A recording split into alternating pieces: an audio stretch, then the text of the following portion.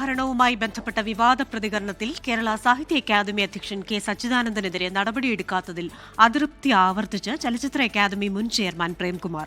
അർഹിച്ച യാത്രയയപ്പ് പോലും ലഭിക്കാതെ തന്നെ മാറ്റിയത് ഇരട്ട നീതിയെന്നാണ് വൈകാരിക പ്രതികരണം.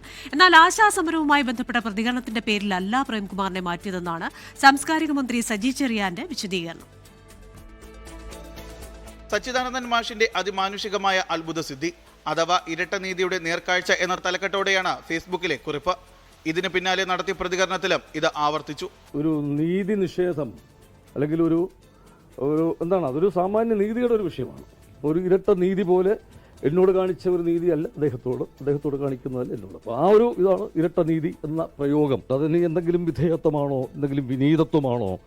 ഒരു മുന്നറിയിപ്പുമില്ലാതെ ചലച്ചിത്ര അക്കാദമി ചെയർമാൻ സ്ഥാനത്ത് നിന്ന് തന്നെ പുറത്താക്കിയെന്നും ഒരാളോട് പോലും തനിക്ക് നന്ദി പറയാൻ അവസരം നൽകാതെയാണ് പുറത്താക്കിയതെന്നും പ്രേംകുമാർ പറയുന്നു. അർഹിച്ച യാത്രയപ്പ് പോലും തനിക്ക് ലഭിച്ചില്ല എന്നും പ്രേംകുമാർ. അവിടെ നിന്ന് പിരിഞ്ഞു പോകുമ്പോൾ അല്ലെങ്കിൽ അവിടെ നിന്ന് പോകുമ്പോൾ ഈ കൂടെ പ്രവർത്തിച്ച കുറേ സഹപ്രവർത്തകരുണ്ട്.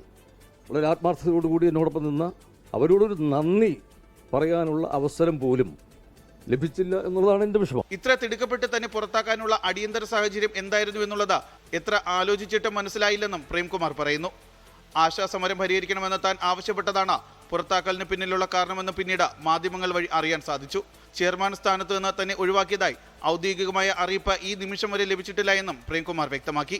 അതേസമയം സച്ചിദാനന്ദൻ മാഷ് സംസാരിച്ചത് വിശാല മനസ്സോടെ എന്നായിരുന്നു മന്ത്രി പി രാജീവിന്റെ പ്രതികരണം. തുടർ ഭരണം ഉണ്ടാകുമ്പോൾ സ്വാഭാവികമായിട്ടും നല്ല ജാഗ്രത വേണം. പക്ഷെ എന്ന് ചിലർ പറയുമ്പോൾ ജനാധിപത്യത്തിൽ തുടർച്ച ഉണ്ടാകുന്നത് അപകടമാണ്. മാഷ് കാണുന്ന അങ്ങനെയല്ല. മാഷെപ്പോലുള്ള ആളുകൾ ഇടതുപക്ഷത്തിന് ഇങ്ങനെ തുടർഭരണം വരുമ്പോൾ ശ്രദ്ധിക്കണം.